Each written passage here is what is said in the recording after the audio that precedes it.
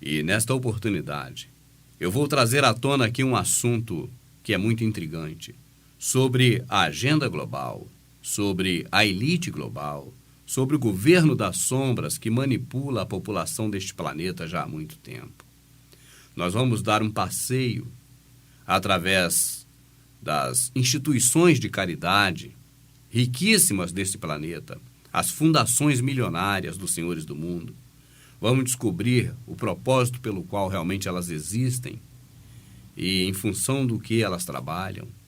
Nós vamos observar o comportamento da elite global com relação ao domínio mundial no que diz respeito à comida, à alimentação. E como espinha dorsal desta investigação que começa aqui agora, nós vamos colocar a questão envolvendo o cofre do fim do mundo, ou a caverna do fim do mundo, ou a arca do fim do mundo, porque, na verdade, este projeto recebe muitos nomes. E trata-se de uma construção dentro de uma montanha, ou entendo, uma caverna, localizada em uma ilha remota de difícil acesso por parte do gado da população, e ali como se fosse uma arca de Noé.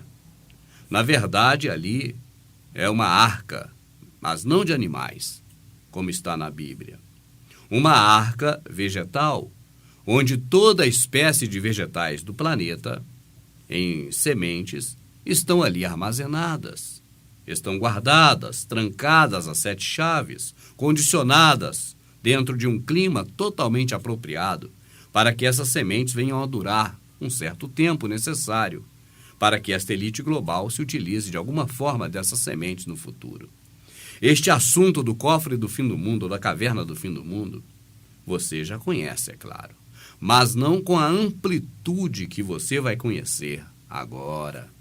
E na investigação sobre o fundamento, a razão, o motivo da existência da caverna do fim do mundo, você vai conhecer, paralelamente, inúmeras informações que você jamais imaginava existir. Está preparado? Então vamos juntos.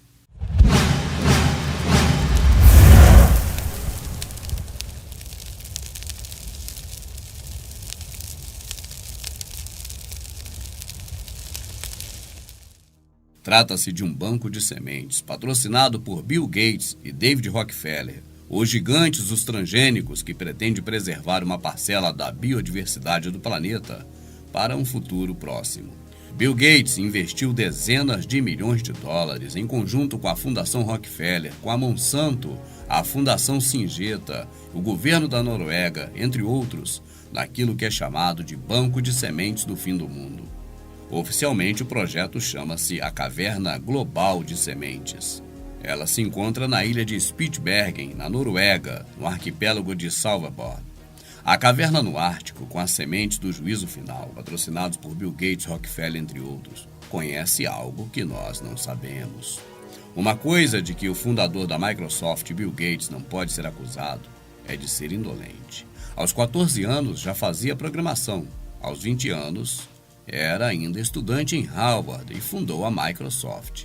Em 1995, figurava na listagem da Forbes como o homem mais rico do mundo por ser o maior acionista da Microsoft, uma empresa que, debaixo da sua direção rígida, se constituiu num verdadeiro monopólio dos sistemas de software para computadores pessoais. Em 2006, quando a maior parte dos milionários como ele pensava em retirar-se para uma tranquila ilha do Pacífico, Bill Gates decidiu dedicar as suas energias à sua fundação Bill e Melinda Gates, a maior fundação privada do mundo em todos os tempos. Ocorreu uma doação de 34,6 bilhões de dólares e a imposição legal de gastar 1,5 bilhão de dólares por ano em projetos filantrópicos a nível mundial, a fim de economizar muito dinheiro, estando Bill Gates isento de pagar impostos. Em 2006, a oferta do seu amigo e sócio, mega investidor Warren Buffett, de ações da Buffett e Berkshire Hathaway no valor de uns 30 bilhões de dólares, colocou a fundação de Gates em posição de poder gastar agora quase o mesmo valor de todo o orçamento anual da Organização Mundial de Saúde das Nações Unidas. Por isso, quando Bill Gates decide utilizar a Fundação Gates para investir num projeto a cerca de 30 bilhões de dólares do seu dinheiro, vale a pena analisar que projeto é esse. E um dos projetos mais interessantes, custeados por esta fortuna de Bill Gates que ele economiza em impostos, é, sem dúvida, o projeto do cofre do fim do mundo. Bill Gates está investindo bilhões num banco de sementes no Bar Barents, perto do Oceano Ártico, a cerca de 1.100 quilômetros do Polo Norte. A ilha é um árido pedaço de rocha reclamado pela Noruega e cedido em 1925 por um tratado internacional. É nesta ilha quase esquecida que Bill Gates investiu dezenas de seus milhões em conjunto com a Fundação Rockefeller, com a Monsanto Corporation, com a Fundação Syngenta e o governo da Noruega, entre outros, no que é chamado de Banco de Sementes do Fim do Mundo. Eu preciso interromper neste ponto para explicar um pouco sobre o que é uma fundação. Acontece assim. Nós que somos pessoas simples da sociedade, conhecidos pelos Illuminati tratados como gado, nós ficamos aquém de alguns direitos e privilégios que os ricos têm. Nós temos que pagar impostos, impostos e mais impostos. E são cobrados muitos e muitos e muitos impostos do gado, a fim de que estes impostos supram uma deficiência de impostos que não serão pagos pelos ricos. O que eu estou dizendo é que, quanto mais pobre neste sistema Illuminati, paga-se mais impostos. E quanto mais rico, paga-se menos impostos. E por quê? Porque existem janelas. As janelas são criadas no alto. O pobre, como uma criança engatinhando, não consegue alcançar a janela para transpor a parede do pagamento de tanto impostos. Mas quem é rico, e quanto mais rico, mais fácil é transpor esta janela. Então, uma das janelas criadas para que o rico não pague imposto são as fundações. O que é uma fundação? Você já ouviu falar na Fundação Xuxa Meneghel. Você já ouviu falar na Fundação Roberto Marinho. E em fundações que talvez você nunca tenha ouvido falar, são as mais importantes do planeta, as mais milionárias. Fundação Bill e Melinda Gates, Fundação Ford, Fundação Rothschild, Fundação Rockefeller e outras pouco mencionadas. Mas o Rubens, a fundação é uma janela? É uma janela para transpor a parede dos impostos. Por quê? Porque o mundo é regido pelas leis. Então, tudo que é lei que existe, elas são formas legais, autorizadas pelo governo, para que as pessoas se utilizem delas. Assim, o que ocorre? Eu trabalho, eu tenho obrigação de pagar os impostos ao governo. Imposto significa algo que é imposto, que é obrigatório. O imposto é uma imposição. Nós somos obrigados a pagar. Ele é imposto. Então, quando a pessoa vai ficando mais endinheirada, ela vai alcançando essas janelas, essa possibilidade de transpor a parede do imposto e não pagar esse imposto. Voltando à questão envolvendo as fundações, uma empresa milionária, e aí eu vou destacar uma para você ter como exemplo das outras, a Microsoft é a empresa que fabrica o Windows e vários tipos de plataformas e programas de internet e de computador. Esta empresa é multitrilionária. O valor que a empresa do Bill Gates, a Microsoft, deveria pagar de impostos ao governo todo mês e que seria revertido em saúde, transporte, educação, enfim, em tudo aquilo que o governo se diz que é direito do povo, tá certo? essa soma milionária mensal que iria para o governo trabalhar, para o cofre público, que usasse esse dinheiro em função do povo, porque é assim que está escrito. O governo administra o dinheiro que é da população, através dos impostos. É assim que rege a Carta Magna dos países neste planeta. Então, a soma de dinheiro, por exemplo, da Microsoft, que iria em impostos para o governo administrar em favor de cuidar bem das pessoas, esse dinheiro, pela lei que eles criaram, pode ser diluído através da fundação. E agora cada um tem a sua, porque esse dinheiro pode ser aplicado em qualquer fundação. Esta é a lei. Imagine o Bill Gates aplicar o dinheiro dos impostos que ele tem que pagar ao Estado, ao governo. Imagine ele aplicar esse dinheiro na sua fundação. Na fundação do seu primo, da sua rua, da sua associação de moradores. Ele não vai fazer isso. Porque a ideia não é, na verdade, de ajudar ninguém. Não é ajuda filantrópica. É apenas diluir um dinheiro que seria gasto entregando para o governo, para que o governo distribuísse para a população através de obras, através de benefícios, é agora canalizar esse dinheiro pela fundação. Porque esse dinheiro será administrado não pelo governo, mas pelo próprio contribuinte Bill Gates. Então, eu dou o exemplo do Bill Gates para que você entenda, mas todo rico geralmente cria uma fundação para não pagar impostos. Assim, quem paga imposto é pobre, rico não paga imposto. E voltando ao caso de Bill Gates, que é o exemplo apenas, o dinheiro da Fundação Bill e Melinda Gates, que é o dinheiro que ele deveria pagar em impostos, é empregado na eugenia. Bill Gates é um dos maiores defensores da eugenia de todos os tempos. Ele é ativista, ele trabalha nesta causa. E se você não sabe o que é eugenia, pelo menos você sabe o que é geneticista, porque os geneticistas são eugenistas. O nome agora modificado para ficar bonitinho. É como ostentação, uma palavra bonita para algo feio. É como glutonaria, uma palavra menos feia do que ganância de fome, desganado por comida. São essas coisas. Então, tem palavras bonitinhas para maquiar coisas feias. E, pasme, os homens mais bondosos do mundo, ganhadores de prêmios, são os que praticam filantropia, ajuda aos necessitados. Mas tudo isso através das suas próprias, cada um de sua própria fundação.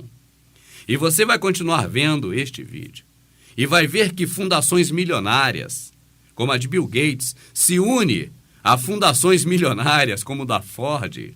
Imagine todo carro vendido no planeta da Ford desde que ela foi iniciada, desde que ela foi inaugurada, a Ford que fabrica automóveis.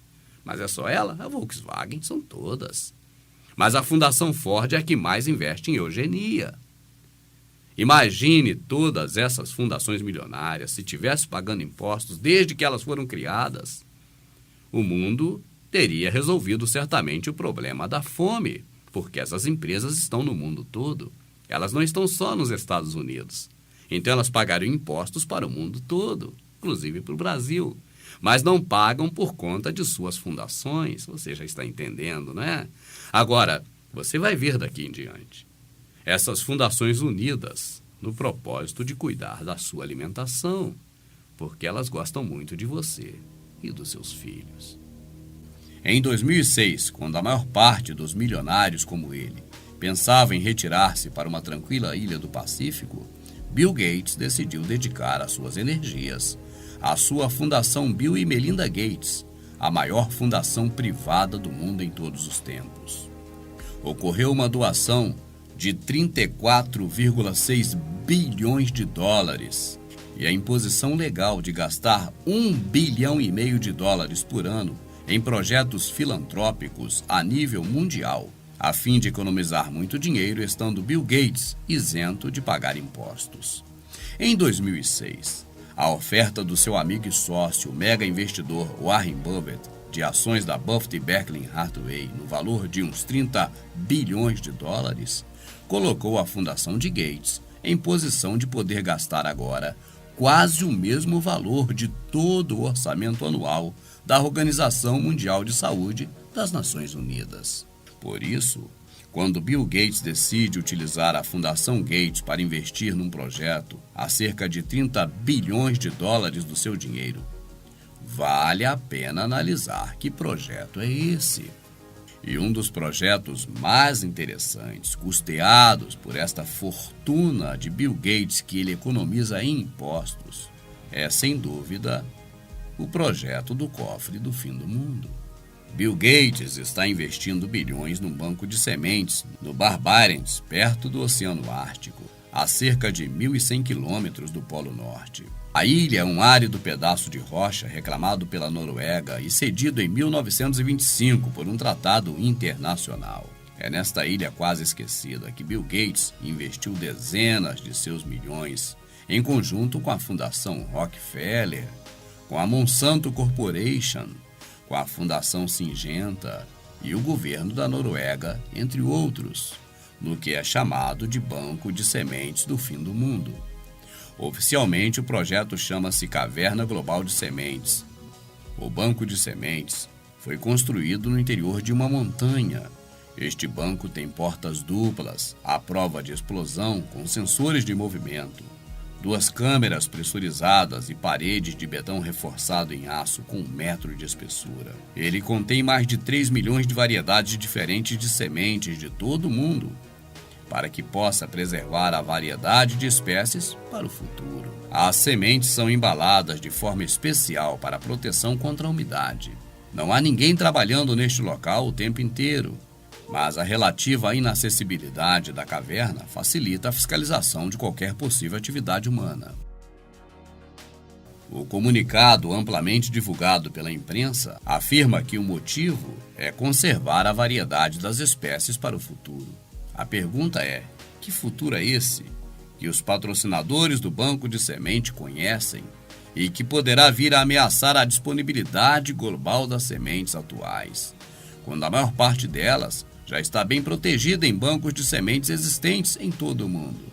Sempre que Bill Gates, Fundação Rockefeller, Monsanto e Syngenta se juntam num projeto comum, vale a pena escavar um pouco mais por detrás das rochas. E se o fizermos, vamos encontrar coisas fascinantes. O primeiro ponto digno de nota é saber quem é que patrocina a Caverna de Sementes do Fim do Mundo. Aqui, em conjunto com os noruegueses, estão, conforme já dito, a Fundação Bill e Melinda Gates, o gigante americano do agribusiness, DuPont Pioneer Hybrid, um dos maiores proprietários mundiais de patentes de sementes e organismos geneticamente modificados, os transgênicos, e de pesticidas em geral.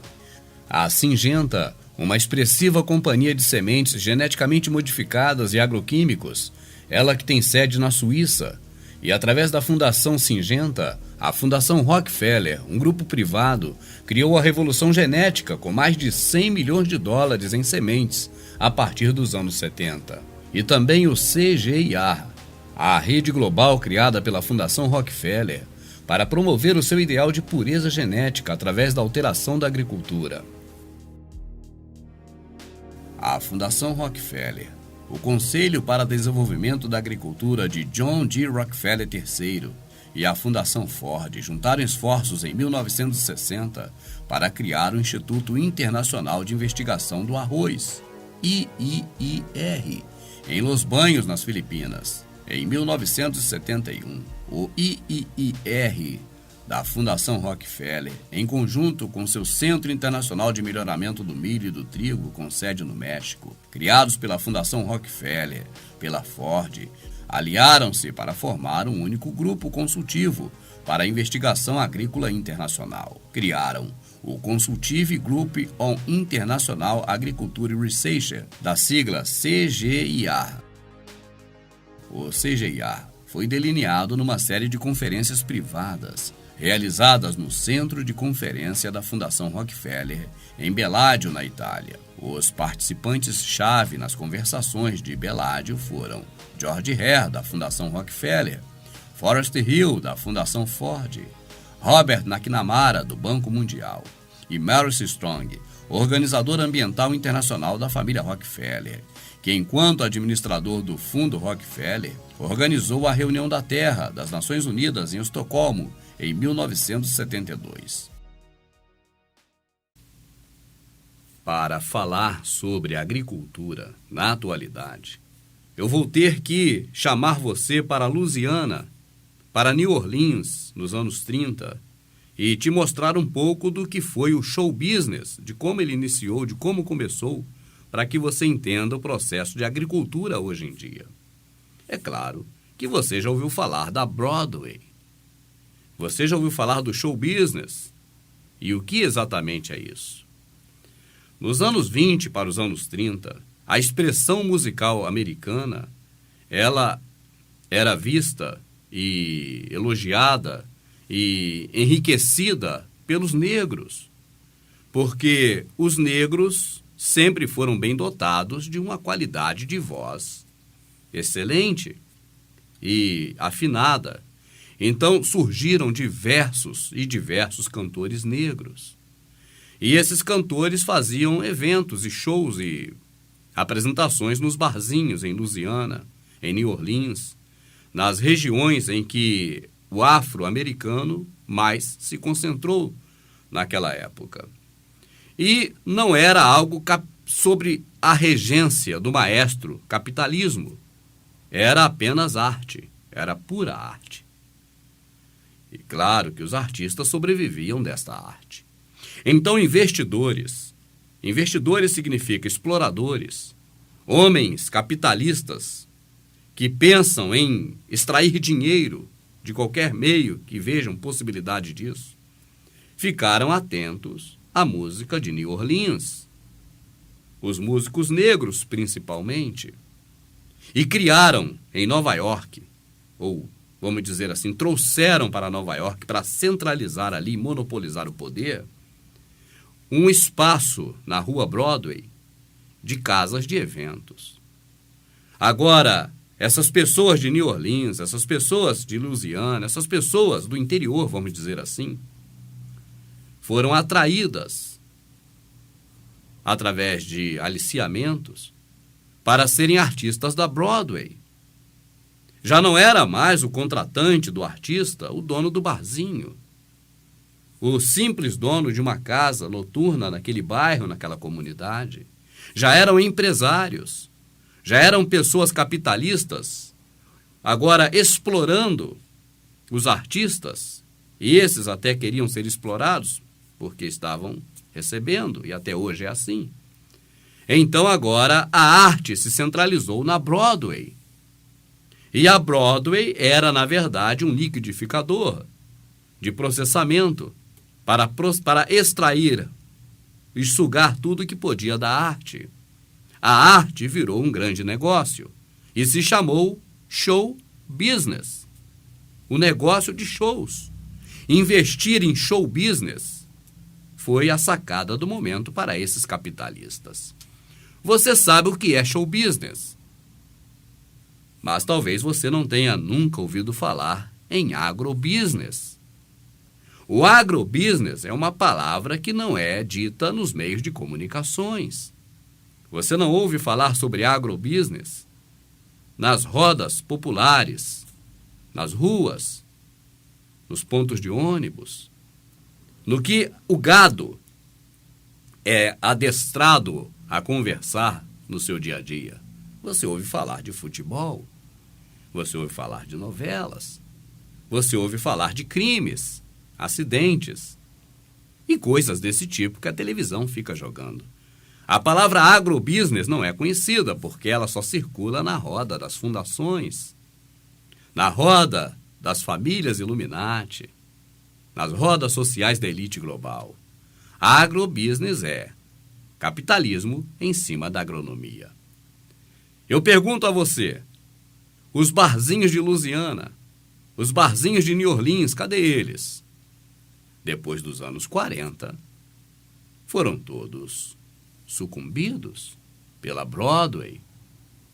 E onde estão hoje os agricultores? Já há muito tempo foram forçados a deixar o campo para ir para a cidade. Quando você ouvia aquela borbúdia de pessoas falando, olha, eu vou para a cidade porque no sertão tá ruim. Olha, não dá mais para ficar na roça, eu preciso ir para a cidade. Eu pergunto a você, você achava até agora que aquilo foi algo natural? Que aquilo foi algo assim, vamos dizer, que aconteceu por acaso? Depois de ver esse documentário que você já está assistindo, a sua ideia vai mudar radicalmente. Porque agora o véu da mentira será arrancado do seu rosto com a luz da verdade. O grande êxodo rural, que aconteceu sobretudo nos anos 50, 60, e você presenciou, seus pais presenciaram, e que hoje já vivemos num pós esta era, não aconteceu por acaso. Não foi só no Brasil, foi no mundo todo. Por isso as grandes concentrações das periferias, nos grandes centros, nas capitais, porque o povo todo, colono, saiu do sertão. Mas não foi algo mero de acaso, ou do acaso, foi regimentado, orquestrado, na batuta dos senhores do mundo de propósito. Através de quem? Através das fundações. Através desses homens respaldados pelo dinheiro, que deveria ir para o cofre público, ser transformado em benefícios para a sociedade, e que se transformaram em ferramentas para monopolizar, para dominar, para criar pragas e mais pragas nas lavouras, a fim de vender os inseticidas. E agora, numa vã, e eu chamo de idiotizada, vontade humana de ser superior ao Criador, estão mexendo no código genético. Mas não é de hoje, já há algum tempo. E estão transformando o que o Criador fez de bom, segundo eles, para melhor. Estão melhorando os alimentos geneticamente, porque na mente desses homens doentios, o que o Criador fez não foi tão perfeito, e é necessário agora que se melhore. E estão melhorando todos os alimentos, para que você, que eles te amam, possa comer. E para que você, que eles te amam, possa também colocar na mesa e nos pratos dos seus filhos.